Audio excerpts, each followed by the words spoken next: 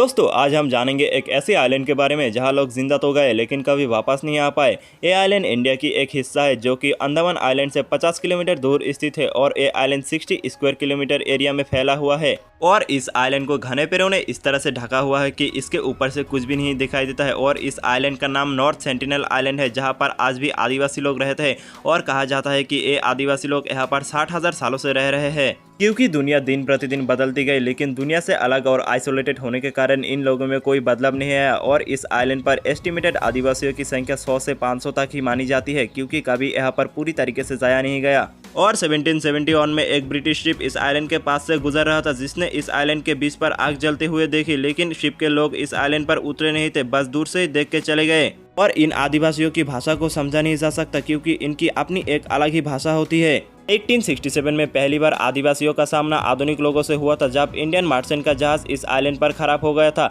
जिसमें 106 लोग मौजूद थे। और इस जहाज के लोगों को लगा कि इस आइलैंड पर कोई नहीं रहता होगा और वो लोग इस आइलैंड पर रुक गए और रेस्क्यू टीम का इंतजार करने लगे। तभी थोड़ी देर बाद उनके साथ वो हुआ जिसकी उम्मीद न थी क्योंकि वो लोग बैठे ही थे और देखते ही कुछ आदिवासी लोग झाड़ियों से निकलकर उन पर तीरों से हमला करने लग जाते हैं और जहाज के लोग काफी डर जाते हैं और रेस्क्यू टीम को इमरजेंसी कांटेक्ट करने लगते हैं। और रॉयल नेवी रिसर्च पार्टी के द्वारा इन लोगों को एक दूसरे शिप की मदद से बचा लिया जाता है जिसमें कुछ लोग तीर लगने की वजह से घायल हो जाते हैं। और इस घटना के बाद लोगों को इस जनजाति के बारे में पता चलता है। और 1880 में एक गवर्नमेंट एडमिनिस्ट्रेटर मॉरिस बाइडल पोर्टमैन के द्वारा इन आदिवासियों पर रिसर्च का प्लान बनाया जाता है। और इस प्लान में ये डिसाइड किया जाता है कि पहले ये लोग छुपकर इस आइलैंड पर जाएंगे और उसके बाद कुछ आदिवासियों को चुपके से पोर्ट ब्लेयर ले आएंगे जो कि अंडमान का एक शहर है। और यहाँ पर इन आदिवासियों को कुछ दिन रखेंगे और इनके बारे में जानने की कोशिश करेंगे ताकि इनसे अच्छा कॉन्टेक्ट बना जा सके और फिर कुछ गिफ्ट देकर इन आदिवासियों को सही सलामत इनके आइलैंड पर छोड़ दिया जाएगा। लेकिन जब मॉरिस बाइडल पोर्टमैन सच में अपने प्लान के अकॉर्डिंग इस आइलैंड पर पहुंचते हैं तो ये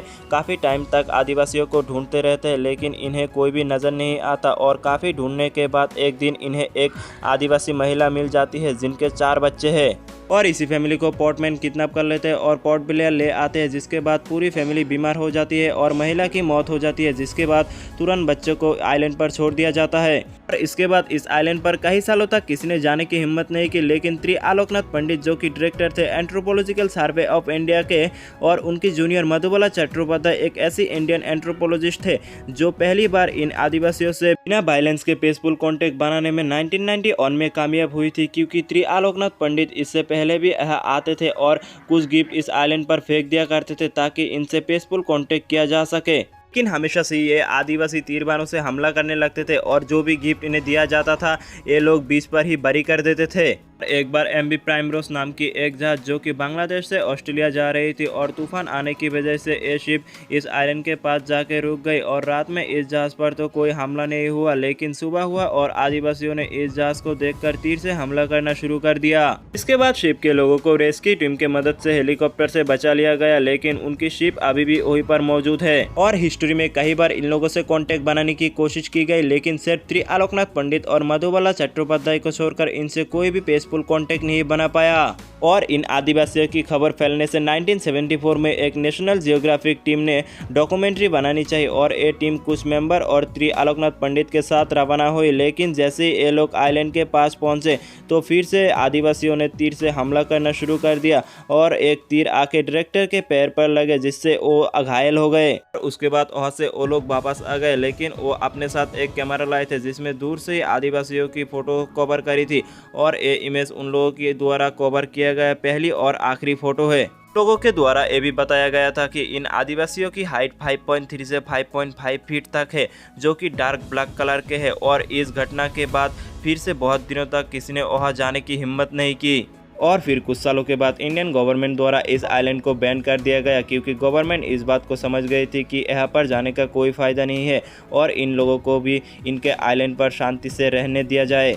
और इस आइलैंड के 10 किलोमीटर रेंज के अंदर कोई नहीं जा सकता और आर्मी भी शिप्स द्वारा इस एरिया पर निगरानी करती रहती है। लेकिन सन 2006 में 2 मछुआरे गलती से मछली मारने इस आइलैंड पर पहुंच गए थे तो आदिवासियों ने उनको मारकर बीच पर लटका दिया था जो कि इस बात का सीधा मैसेज था कि हमारे आसपास भी ना भटका जाए। और इस घटना के बाद इन आदिवासियों को आदमखोर भी कहा गया, लेकिन आदमखोर नहीं है, बस ये दुनिया से अलग रहना चाहते हैं।